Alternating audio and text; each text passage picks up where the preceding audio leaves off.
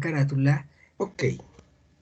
Entonces estamos en la semana 9 del semestre 2021A y como siempre les muestro una imagen alegórica, que es una imagen muy hermosa, muy bien hecha, tanto estética como científicamente hablando.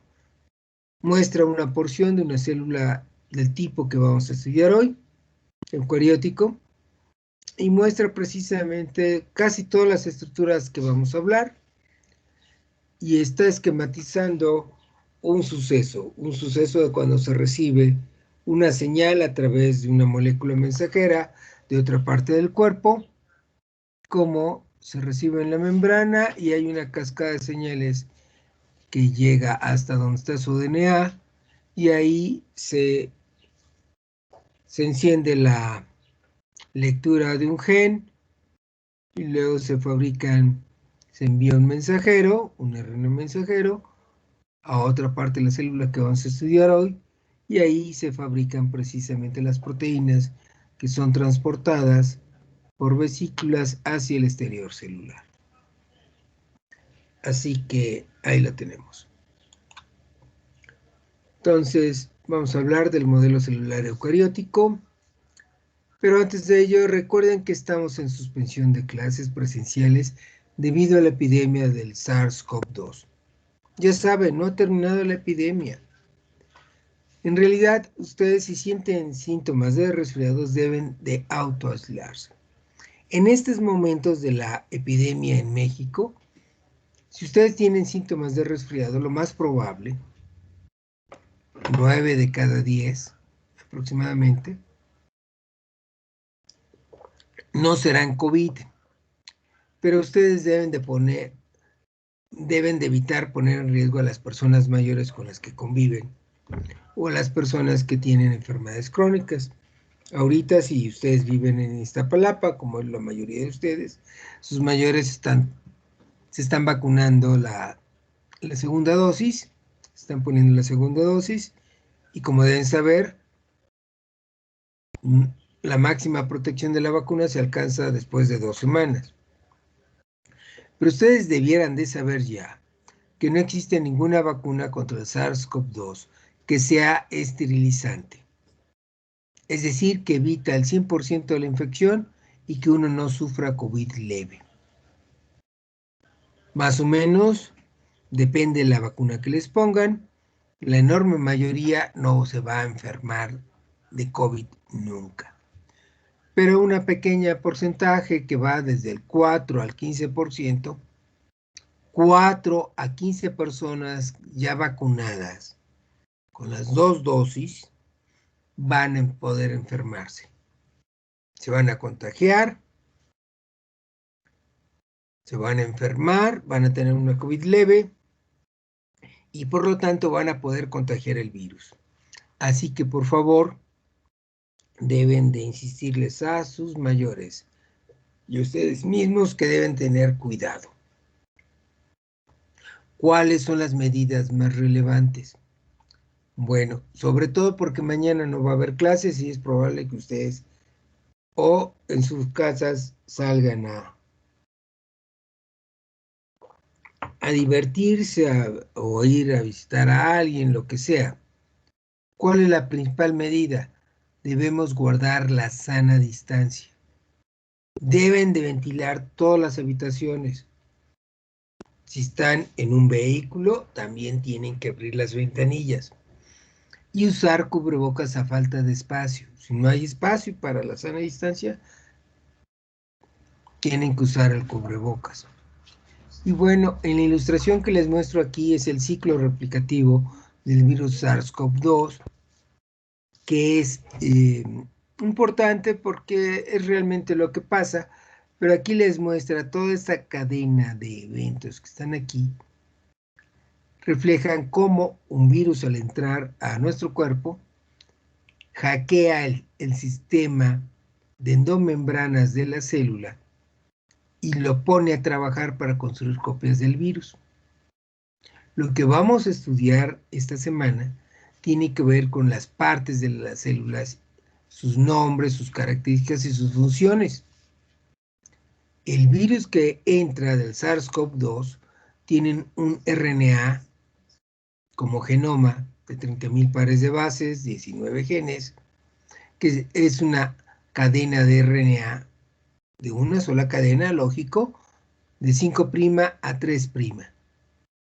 Es un RNA que le llaman los virólogos RNA positivo. Es decir, que tiene exactamente la misma configuración de un RNA mensajero. ¿Y qué es lo que pasa? Que el genoma del virus se libera en el citosol y se traduce directamente a una proteína que es la proteína que va a copiar el RNA. De la cadena, aquí está traduciendo, y luego esa proteína va a permitir replicar, copiar la cadena positiva de RNA a la cadena negativa, complementaria, que va de 3' a 5', la cadena antisentido. Y a partir de la cadena antisentido, la misma proteína va a empezar a sintetizar los mensajeros, RNAs mensajeros de todas las proteínas virales y también el RNA genómico del virus. Las proteínas se van a reclutar, se van a fabricar en una región de la célula que vamos a estudiar esta semana, va a pasar a otras partes de la célula y de ahí se va a enviar al exterior. Este esquema lo deben de entender si aprenden lo que vamos a estudiar el día de hoy. Y también el del viernes. Ok. Para aquellos que tengan curiosidad, en la página les he puesto unos vínculos a páginas mías que yo escribí sobre los modelos celulares. Si quieren, los pueden ver. Yo sugiero que lo hagan. Pero estas páginas tienen enlaces intercalados para poder ver todas las partes, como precisamente las estructuras membranosas con una sola membrana, con más de una membrana, o las estructuras membranosas de la célula con una sola membrana. Los pueden leer. Ahí están las fotografías, hay GIF animados y también tenemos las estructuras que no son membranosas, que están aquí, y ahí pues las van a poder estudiar lo que quieran, ¿no? Y claro, hay imágenes, hay GIF, se acabó. Si ustedes quieren, si no, pues ni modo. ¿Qué es lo que vamos a hacer ahora? Nosotros vamos a empezar a estudiar la presentación de diapositivas, que es lo mínimo del material que deben de comprender. Así pues, modelo celular eucariótico. ¿Qué es la célula eucariótica? Es el tipo celular caracterizado por la presencia de ADN dentro de un compartimiento que se llama núcleo. Además, las células eucarióticas tienen muchos otros espacios envueltos de membrana, todos esos que ven aquí en esta rebanada delgada de una célula. Es humana, por cierto. Y lo que tenemos aquí es muchos de esos organelos membranosos que están aquí conforman un sistema de endomembranas que trabaja de manera íntimamente relacionada y secuencial. Y bueno, la célula eucariótica es la célula de los protistas animales, hongos y plantas, es decir, es la célula de todos los reinos, según Whitaker, de protista, animalia, fungi y plantae. Lo que en el esquema de 3 dominios de Woz tenemos precisamente aquí el dominio Eucaria. Es nuestro dominio. ¿Cuál es la forma de las células eucarióticas? Bueno, las células eucarióticas despliegan una diversidad morfológica deslumbrante. No existe el modo de presentar la amplia variedad simplemente porque, imaginen, nuestro cuerpo tiene más de 200 tipos distintos. Las células que les muestro aquí son de organismos del reino protista, todos son unicelulares, excepto este que es multicelular, y solo voy a mostrar una célula de nuestro cuerpo, una majestuosa y grandiosa neurona. Una célula que procesa información y una célula que puede estar conectada con hasta 10.000, 12.000 neuronas diferentes.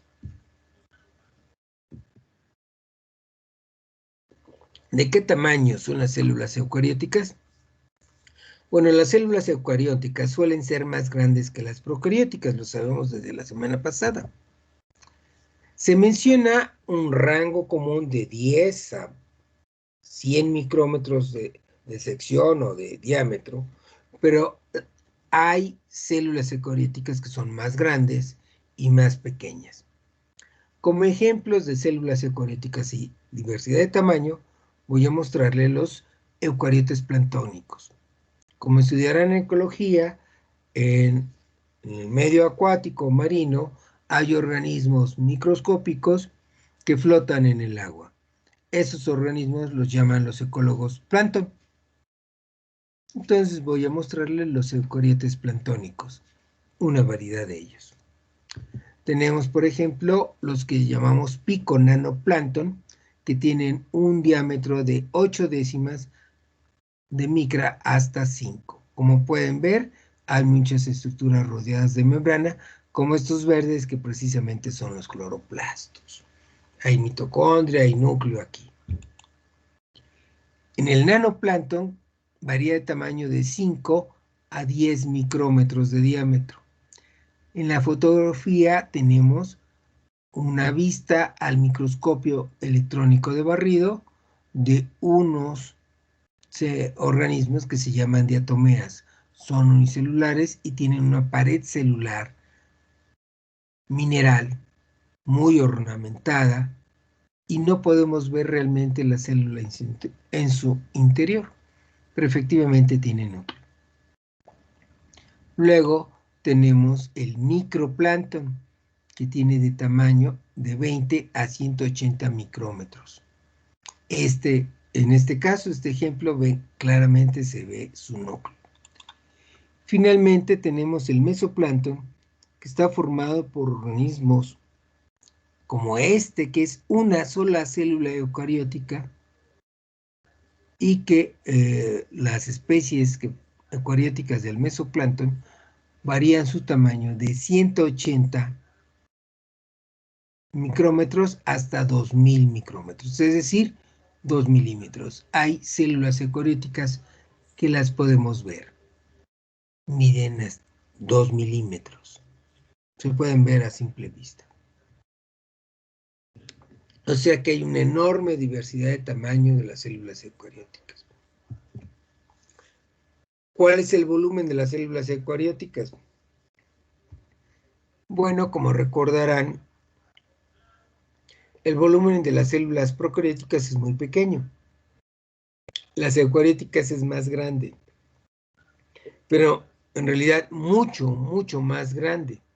El volumen de las células eucarióticas puede ser muchos órdenes de magnitud mayor que el volumen de los procariotes. Del orden, ¿cuál es el volumen de las células eucarióticas? Del orden de picolitros, e incluso hay, de los más grandes, en volumen de mililitros. 1 mililitro y medio. Es decir, en el sistema métrico decimal, el volumen de las células eucarióticas es de 2 a 4 clases de las cifras. 2 clases implican 1.000.000 y 4 clases implica 1.000.000.000 con B, es decir, 1.000.000 de millones. Más grande las células eucarióticas que las células procarióticas. Las células eucarióticas son 1.000.000 a 1.000.000.000 de veces más grandes que los procariotes. Así que eventualmente en las células eucarióticas pueden caber muchos procariotes y a veces tenemos muchos procariotes dentro de nuestras células.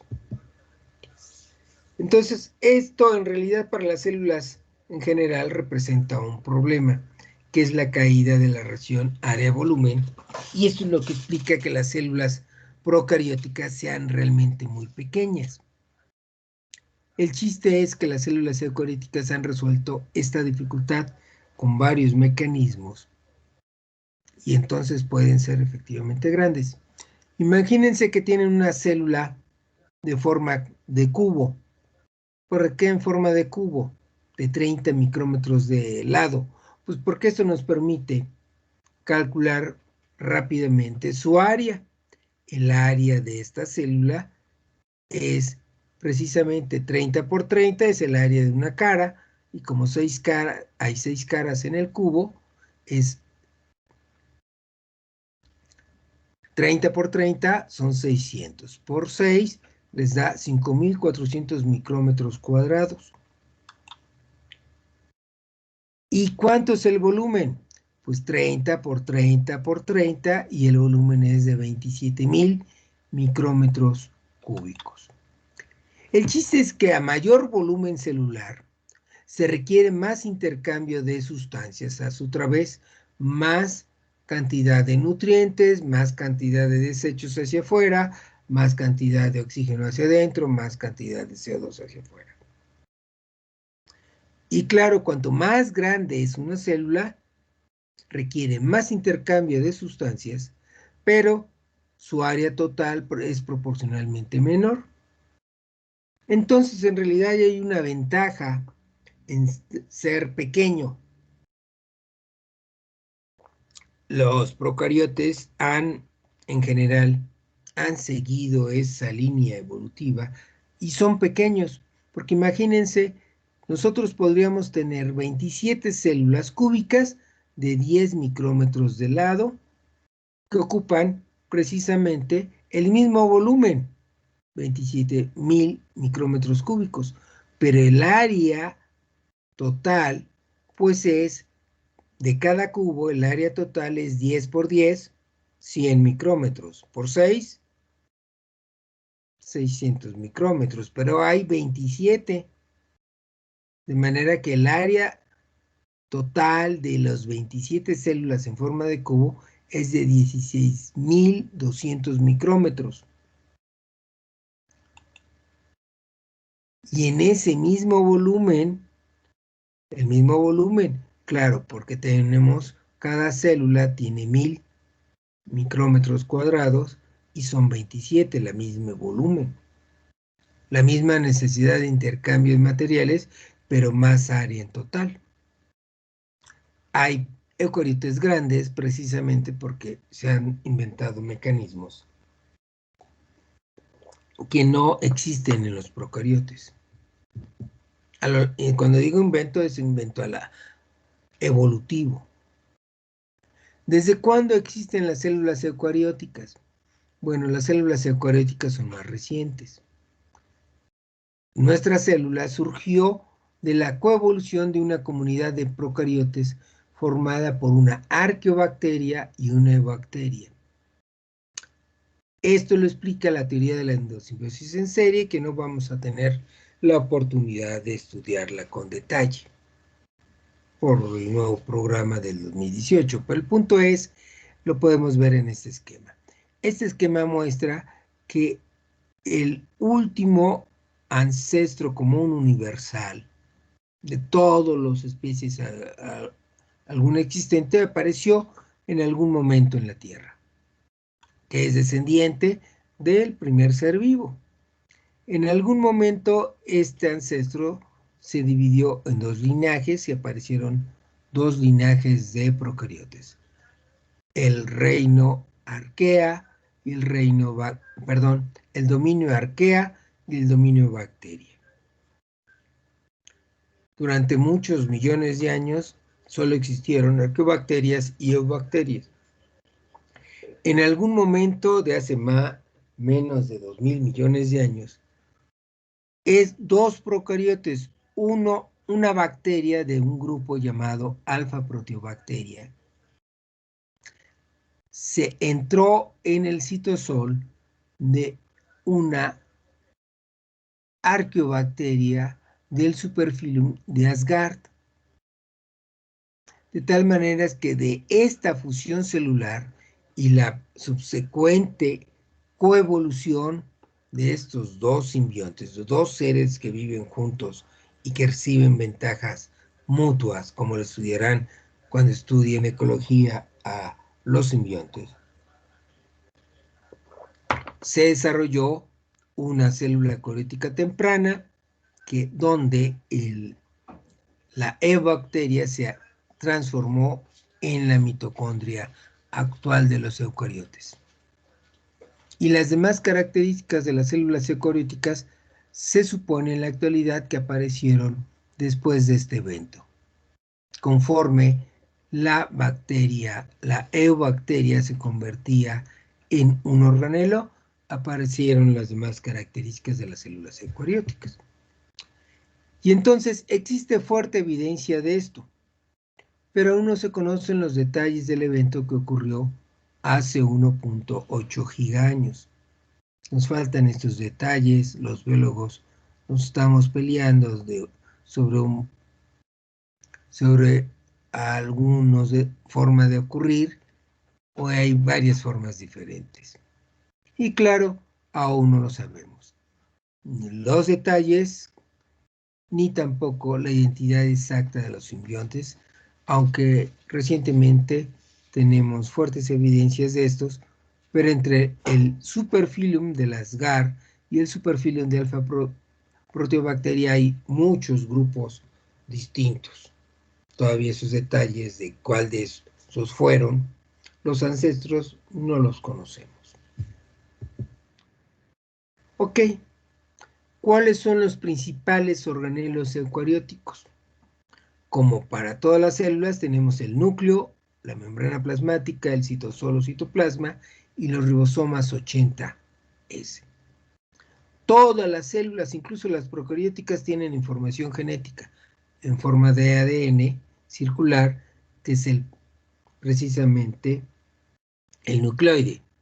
En las células eucarióticas, esa información genética, ese ADN, está dentro del núcleo. Todas las células tienen membrana plasmática, todas tienen citosol o citoplasma y todas tienen ribosomas. Nada más que los ribosomas eucarióticos son más grandes, se llaman ribosomas 80S, precisamente porque son más grandes, más pesados, sedimentan a mayor velocidad que los ribosomas procarióticos, que son más chiquitos, menos masivos y sedimentan a la velocidad de 70 Sverder.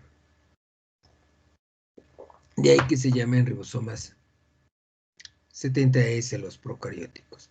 Y bueno, aparte de esto, nosotros tenemos organelos, todos estos organelos que casi todos ellos son exclusivos de las células eucarióticas. Tenemos un sistema de endomembranas y tenemos organelos como la mitocondria, el cloroplasto. Tanto la mitocondria y el cloroplasto surgieron de eventos de endosimbiosis. La mitocondria fue una bacteria y el cloroplasto fue una cianobacteria, una eubacteria fotosintética que lleva a cabo la fotosíntesis que conocemos en las células eucarióticas. Tenemos el citoesqueleto, la vacuola, la pared celular, que también está presente en los procariotes, pero en los procariotes está hecha de un polímero de péptidoglucano, y en los eucariotes, en realidad, la pared está hecha de polisacáridos, que ya los estudiamos, regresando de vacaciones, que es precisamente la celulosa y la quitina, y también los minerales, como en las diatomías que les mostré, de las cajitas redondas, blancas y perforadas. de hace un rato.